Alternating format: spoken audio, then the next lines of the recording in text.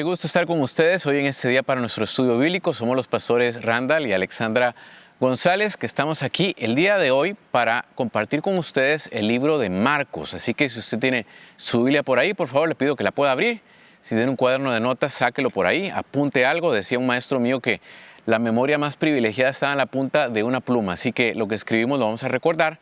Luego usted puede adentrarse en el estudio de la palabra de Dios. Vamos a enfocarnos en el capítulo 5 el día de hoy y vamos a estar leyendo los primeros versos. Pero para entrar en materia, en primer lugar, para entrar al capítulo 5, tenemos que regresarnos unos cuantos versos al capítulo 4. Quizás usted recordará la historia cuando Jesús justo había terminado de estar con una multitud, le dijo a sus discípulos, pasemos al otro lado, y todos se montan a la barca. Bueno, ellos se adentran en el mar y cuando de repente comienza una tempestad, comienzan los discípulos a preocuparse y decir, esto es terrible. Y recuerde algo, dentro de esos discípulos había pescadores, era gente que estaba acostumbrada al mar, a la tempestad. Pero ¿qué sucede? Ellos se asustaron. Eso indica algo importante. Indica de que la situación era seria. Y la manera de despertar a Jesús no fue la mejor, porque fue reclamándole. Le dijeron, Señor, ¿acaso no tienes cuidado que perecemos? Estás diciendo en pocas palabras, no seas descuidado, mira que somos tus discípulos y quieres que nos muramos. Y lo despiertan. Inmediatamente lo despiertan, Jesús dice, reprende al viento y enmudece al mar, y le habla al mar. Y entre todos comenzó un murmullo, comenzó una pregunta, entre ellos muy calladamente, y la pregunta fue, ¿quién es este que aun el viento y el mar le obedecen? Es interesante porque en el capítulo 4 no se responde esa pregunta. No la responde ningún discípulo, sino hasta el capítulo 5. El que la responde es un hombre poseído por varios demonios. Y es ahí entonces donde entramos al capítulo 5 y me permito leer para ustedes los primeros 3 versos de este capítulo. Usted puede revisarlo en la pantalla o en su Biblia y voy a leerlo para ustedes. Dice de esta manera, vinieron al otro lado del mar, a la región de los Gadarenos, y cuando salió él de la barca, enseguida vino a su encuentro de los sepulcros un hombre con un espíritu inmundo, que tenía su morada en los sepulcros y nadie podía atarle, ni aun con cadenas. Y quisiera en este momento mencionarles acerca de 3 cosas que Satanás intenta hacer con el hombre. 3 cosas. Vemos en estos 3 primeros versos lo primero que él intenta hacer. Y lo que él intenta hacer es profanar la imagen de Dios en el hombre. Si recordamos lo que acabamos de leer en este texto, dice que este hombre vivía en sepulcros. ¿Qué eran los sepulcros de este momento? Bueno, tenemos que irnos al contexto histórico. Eran básicamente cuevas que se habían hecho de una manera natural en las montañas o habían sido hechas por excavación humana. Pero en esas cuevas se acostumbraba a sepultar muertos allí. Y el hecho de que este hombre estuviera viviendo ahí era un acto de profanación. Ahora, ¿qué es profanar? Porque probablemente es una palabra que no utilizamos mucho el día de hoy. Quisiera leerle la definición de profanar. Dice que es tratar sin el debido respeto una cosa que se considera sagrada o digna de ser respetada. Y ahí está este hombre viviendo en un sepulcro con muertos. Todo judío sabía que el estar asociado o cerca de personas muertas en un lugar donde había un muerto era un acto de gran profanación. Y justo está este hombre en un lugar donde él está siendo profanada, la imagen de Dios en este hombre. Y puede ser que usted está pensando el día de hoy, bueno, ¿y qué tiene que ver eso conmigo? ¿Cómo Satanás intenta profanar la imagen de Dios en mi vida el día de hoy? Yo no vivo entre muertos y para mí eso no es un problema cultural. Bueno, permítame decirle que muchas veces nosotros estamos expuestos a contaminación, no de un muerto, pero sí por lo que escuchamos, por lo que vemos, por lo que hablamos. Y todo ese tipo de cosas que entran a nosotros nos contaminan y profanan la imagen de Dios en nosotros. Por eso tenemos que estar alertas. ¿Qué estamos escuchando? Pregúntese usted. ¿Qué es lo que estamos viendo? ¿Qué es lo que estamos hablando? Tenemos que poner atención para que eso no profane la imagen de Dios en nosotros. Ahora, el texto nos sigue diciendo los siguientes versos, del verso 3 y 4, pero invito a leerlo para ustedes, está en las pantallas también, dice de esta manera. Hablando del endemoniado gadareno, dice que tenía su morada en los sepulcros y nadie podía atarle ni aún con cadenas, porque muchas veces había sido atado con grillos y cadenas, más las cadenas habían sido hechas pedazos por él. Y desmenuzando los grillos, nadie le podía dominar. Si usted se pone a utilizar un poco su imaginación, la verdad es terrible pensar cómo un ser humano llega a una condición tan triste, tan deprimente. Un hombre que debía estar en su sano juicio, vestido, viviendo entre personas, viviendo en un sepulcro. Lo intentaban atar a cadenas porque me imagino que era literalmente como un animal en una jaula, tratando de tenerlo porque era un hombre feroz, le tenían terror. Y uno dice, qué tremendo. Y aquí vemos el segundo intento de Satanás hacia el hombre, y es de distorsionar la imagen de Dios en el hombre. Distorsionar la imagen de Dios. La palabra distorsionar me llama mucho la atención porque una de las definiciones dice que es deformación de imágenes, sonidos y señales. Y Alexandra, yo veo aquí cómo Satanás intenta distorsionar la imagen de Dios en este hombre. Y la pregunta es, ¿cómo? ¿Cómo la intenta distorsionar? Bueno, a través de distorsionar la identidad de Dios en el ser humano. La identidad de Dios en el ser humano. ¿Cómo la afecta el día de hoy? Bueno, tratando de hacernos ver que la identidad la encontramos en cosas materiales, en relaciones, en una cuenta de banco, en lo que he visto, en la casa que vivo, en las amistades que tengo. Y de esa manera desvirtúa la imagen de Dios en nosotros, porque nuestra imagen no está en las cosas ni en con quién usted se asocia. Nuestra imagen está directamente relacionada con el Dios que usted y yo tenemos, que murió por nosotros en una cruz y nos compró a precio de sangre. Esa es la imagen de Dios en nosotros, que no podemos permitir que sea distorsionada por las cosas que Satanás quiere traer para distraernos y alejarnos de la imagen de Dios en nosotros. Y hay un tercer intento de Satanás, y lo vemos en el capítulo 5, en el verso 5, y dice de esta manera: y siempre de día y de noche andaba dando voces en los montes y en los sepulcros, y se hería con piedras. Cuando yo leí este verso, Ale, me acordé las palabras de Jesús en Juan 10:10, cuando dice: el ladrón vino para robar, matar y destruir. Satanás vino aquí para destruir a este hombre. Literalmente lo destruyó. O sea, si uno utiliza su imaginación, yo imagino que este hombre no nació necesariamente así. Quizás vivía en el pueblo, quizás tenía una vida normal. Algo sucedió en el trayecto de su vida, donde Satanás lo presionó, lo atacó y lo metió en una cueva y lo alejó de la sociedad y lo quería destruir. Y eso es lo que Satanás quiere hacer con nosotros. Pero bendito Dios, porque después de que Jesús dice, el ladrón vino para robar, matar y destruir, luego nos pone el otro lado de la moneda y dice, pero yo vine, dice, para dar vida y vida en abundancia. Y cuando Jesús, es impresionante, cuando Jesús en el capítulo 4 les está diciendo a los discípulos, pasemos al otro lado, lo que los discípulos no sabían es que había una cita divina con este hombre. Una cita en la cual este hombre iba a encontrar la verdadera vida que Satanás le había querido robar. Y es allí entonces, Ale, donde seguimos con la siguiente parte de este estudio, el verso 6. Lo lindo de esta historia es que el hombre no se queda así. Así es. No se queda como una bestia que todo el mundo despreciaba y que tenía que vivir alejado posiblemente. Sino que vamos a leer el versículo 6 en adelante. Dice, cuando vio pues a Jesús de lejos, corrió y se arrodilló ante él. Y clamando a gran voz dijo, ¿qué tienes conmigo, Jesús, Hijo del Dios Altísimo?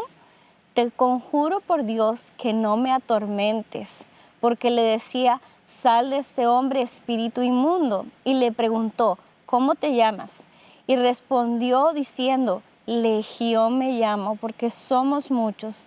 Y le rogaba mucho que no le enviase fuera de aquella región.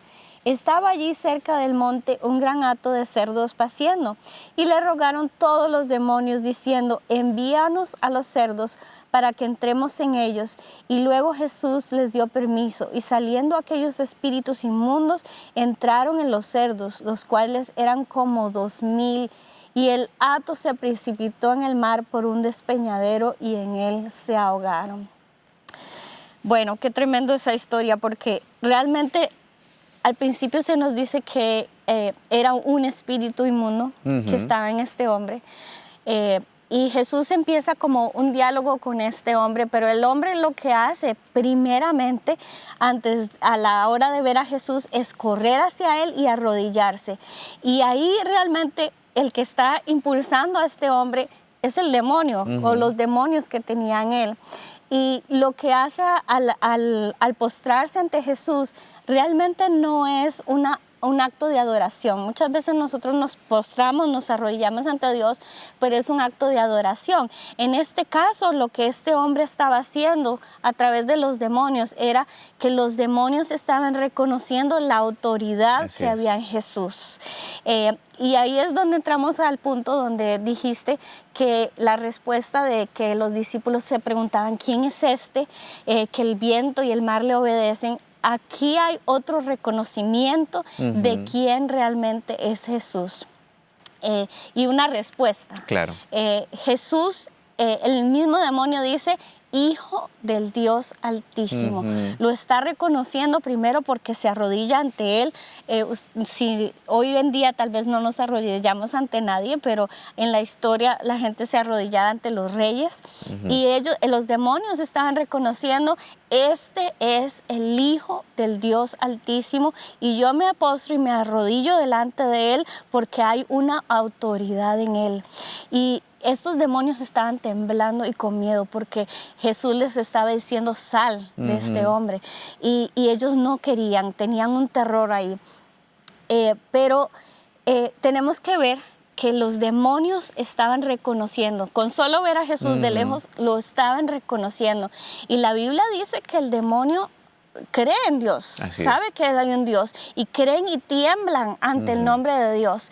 Entonces, nosotros necesitamos saber que hay una autoridad importante en el nombre de Jesús, que esa autoridad está delegada sobre nosotros el día de hoy, ¿verdad? Para poder enderezar las sendas de las personas. Y cuando yo digo en el nombre de Jesús, es porque estoy representando esa autoridad que hay en Él, y lo estoy declarando y hablando sobre las personas y sobre las situaciones hoy en día.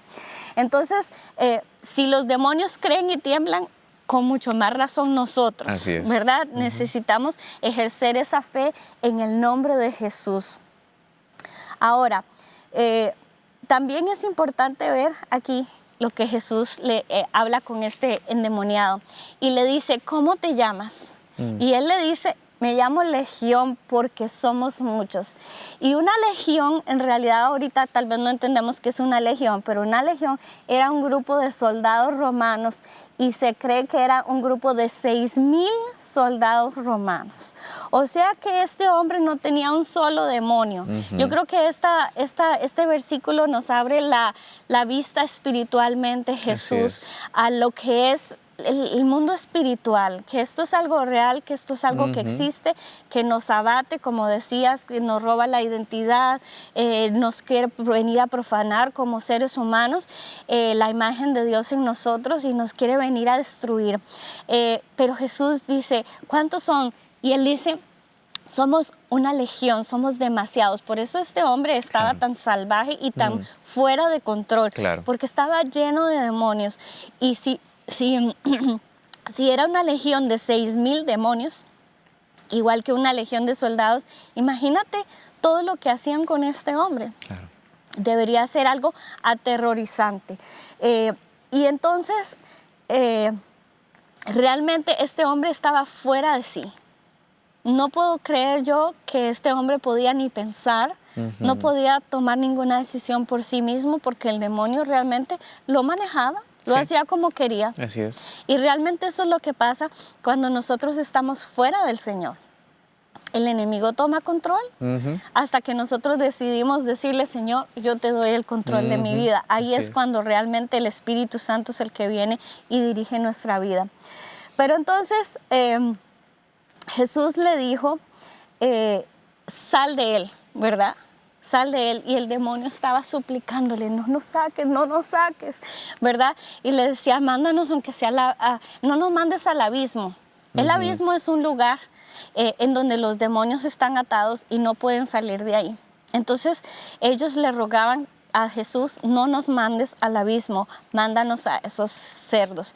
Realmente no sabemos por qué Jesús los manda a los cerdos, pero dice que estos demonios fueron lanzados a los cerdos. Los demonios siempre andan buscando un cuerpo para donde estar, sea de persona o de animal, y ellos se van a los cerdos. Dice que estaban por ahí pastando, y fue tal el impacto de esos demonios sobre los cerdos, que los cerdos se lanzaron al despeñadero y se mataron los cerdos.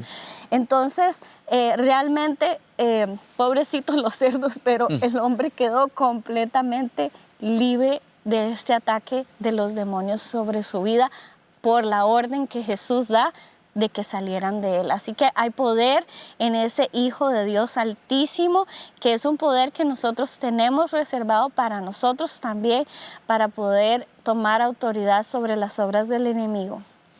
Y cuando mencionabas lo que Dios hizo en la vida de este hombre, recordaba las palabras del apóstol Pablo, 2 Corintios capítulo 5, el verso 17, que dice: de modo que si alguno está en Cristo, nueva criatura es. Las cosas viejas pasaron, he aquí todas son hechas nuevas. Y pienso en que en la vida de este hombre, este verso se hizo realidad. Claro. La vida de este hombre le cambió por completo. Y uno pensaría, no sé si usted utiliza su imaginación conmigo, a mí me gusta imaginar mucho las historias bíblicas, que la gente del pueblo hubiera estado encantada, feliz de la vida, de ver a un hombre que había sido atado por Satanás, destruido, o sea, terriblemente, después de estar en cadenas, a un hombre libre, en su sano juicio. Pero lamentablemente no fue la historia. Cuando seguimos la historia, cuando dice que Jesús le da permiso a estos espíritus inmundos para que se vayan sobre esos cerdos, ellos caen a un despeñadero, todos mueren. Y los hombres que cuidaban esos cerdos salen corriendo al pueblo para contar lo que había sucedido. Y dice que todos vinieron asombrados por lo que le habían escuchado, pero cuando llegaron vieron a este hombre sentado en su sano juicio al lado de Jesús. Qué impacto, ¿no? Es un impacto, pero a la hora de la hora también es triste ver lo que sucede. Porque apenas vieron a este hombre transformado, dice que tuvieron temor. ¿Y sabe qué hicieron con Jesús? Lo rechazaron, le pidieron y le rogaron que por favor se fuera de la región. Y es que aquí hay algo importante que tenemos que revisar. Ante la manifestación del poder de Dios, dos cosas pueden suceder. Podemos tener dos actitudes. Podemos tener la actitud de este pueblo, de la gente de este pueblo, y decirle: no queremos nada contigo. O podemos decir: Señor, haz lo que tú quieras, estamos aquí para servirte. Lamentablemente, ellos tuvieron un temor, pero un temor de un miedo a Dios que los hizo alejarse de Dios. Y pensaba, Alexandra, que es lo mismo que sucedió al pueblo de Israel cuando estaba en el monte Sinaí. Creo que en Éxodo 19 y 20, justo cuando Dios le está dando las tablas de la ley a Moisés, el poder de Dios se manifiesta, hay relámpagos, hay truenos, la tierra se está estremeciendo y el pueblo de Israel está temblando. Pero el temor que ellos tenían produjo algo negativo.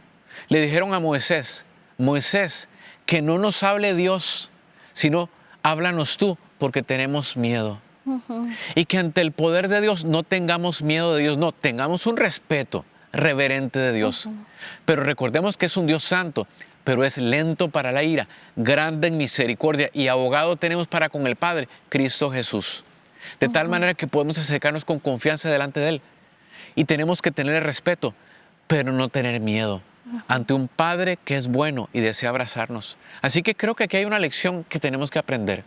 Vemos el poder de Dios, no nos alejamos de Dios, al contrario, nos acercamos de Dios porque tenemos un Dios poderoso y ese poder está disponible para cada uno de nosotros, que somos la iglesia de Cristo. Así es. Y bueno, yo creo que hay algo también que podemos rescatar de esta historia, y es que Jesús respeta la decisión de este pueblo de decir: no te queremos aquí. Lamentablemente así es. Así es. Hay un versículo en Apocalipsis que dice: yo estoy a la puerta y llamo. El que oye mi voz y abre la puerta, yo entraré. Si oímos y no abrimos, Él no va a entrar. Entonces, en esta historia resulta que Jesús se va del pueblo, ¿verdad? Respeta la libertad que ellos tenían de decidir, no los fuerza, sino que dice, ok, no me quieren aquí, me voy, está bien, no hay problema. Vamos a leer el versículo 18, lo que sucedió cuando Jesús se va. Dice, al entrar Él en la barca, el que había estado endemoniado le rogaba que le dejase estar con Él. Mas Jesús no se lo permitió, sino que le dijo, vete a tu casa y a los tuyos y cuéntales cuán grandes cosas el Señor ha hecho contigo y cómo ha tenido misericordia de ti. Entonces la gente le dijo, no, Jesús, aquí no te queremos, ya fuera porque perdieron mucho dinero con los cerdos que se habían muerto, o por temor, o por lo que fuera, no lo querían ahí. Pero entonces Jesús no se quedó así, Jesús dijo, ok, los respeto que no me quieren, pero les voy a dejar a alguien que va a hablar en mi nombre y que va a estar ahí para recordarles de mi amor y de mi poder. Entonces el endemoniado, el ex endemoniado ya, sí. El hombre libre ahora, el hombre libre gadareno, se quería ir con Jesús, porque cuando una vez que alguien te ha liberado de una situación tan tremenda, tú no quieres dejar a esa persona. Y tal vez a algunos de nosotros nos ha pasado que si Jesús nos ha sanado, nos ha restaurado, nos ha bendecido, no queremos soltarlo y queremos estar lo más cerca de Él. Y esto fue lo que le pasó a este hombre. Pero Jesús le dijo, no, mi hijito, usted no se va a ir conmigo, usted se va a quedar aquí porque yo le voy a dar una tarea.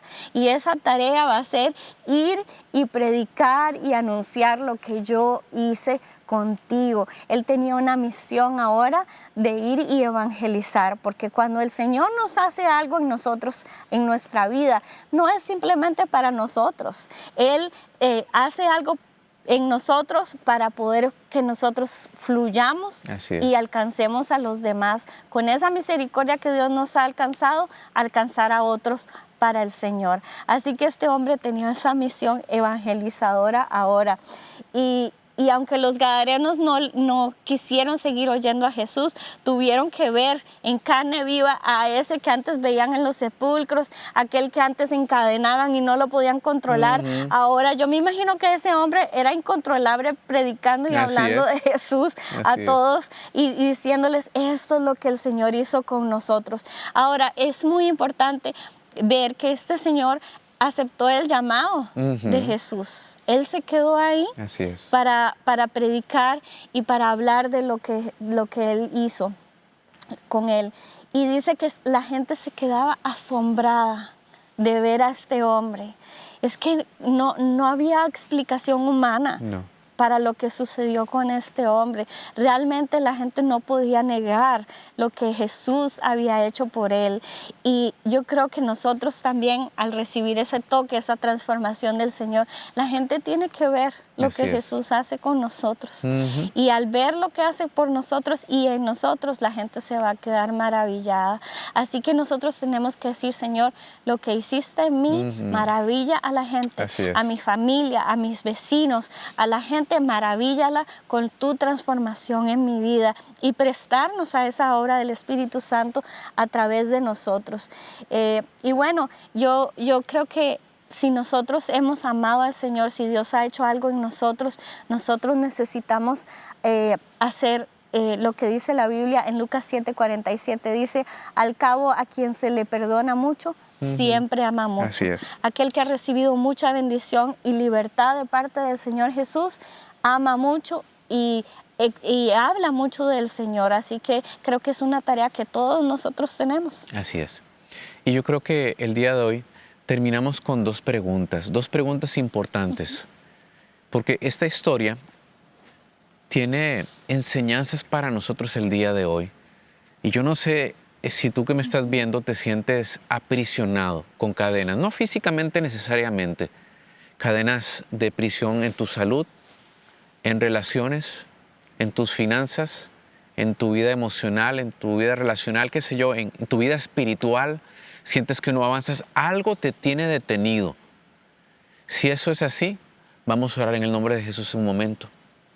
Segunda cosa que quiero hacerte una pregunta, y es, ¿ha hecho algo Dios por ti? Si Dios ha hecho algo por ti, creo que hoy Jesús te diría lo que le dijo al Gadareno.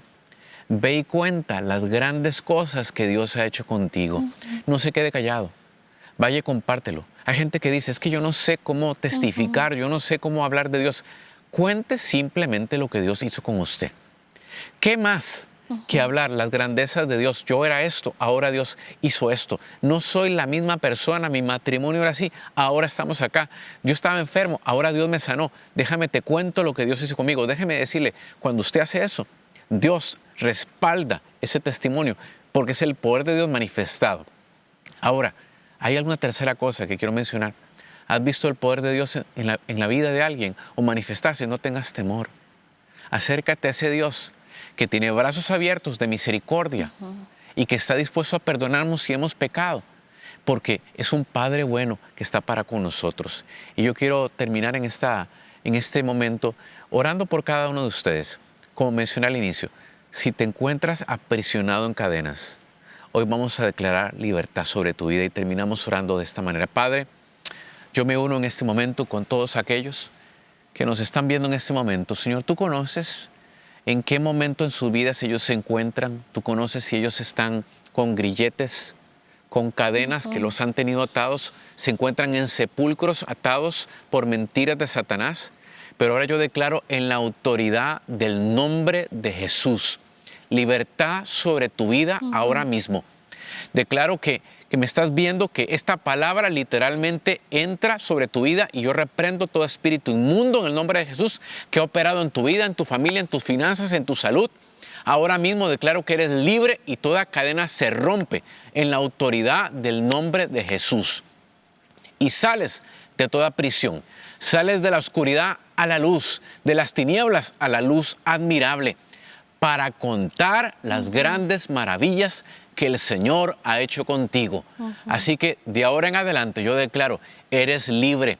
Levanta tu cabeza en alto y camina con la dignidad, con la identidad, con la seguridad de que tienes la imagen de Dios en tu vida. Así que yo te bendigo hoy en este día, en el nombre del Padre, en el nombre del Hijo y del Espíritu Santo. Amén. Y amén. Así que si usted tiene algo que contar de lo que Dios ha hecho con usted, pues vaya, salga por las puertas de su casa, en su trabajo, cuente lo que Dios ha hecho. Le puedo asegurar, muchos más van a venir a los pies del Señor por lo que usted va a contarles de lo que Dios ha hecho con ustedes. Así que Dios me los bendiga y nos estamos viendo en estas próximas semanas. Continuamos con nuestro estudio del libro de Marcos, así que espero que usted siga el hilo y se siga conectando a nuestro canal de YouTube para recibir cada uno de estos estudios bíblicos. Un fuerte abrazo a la distancia. Dios los bendiga. Bendiciones.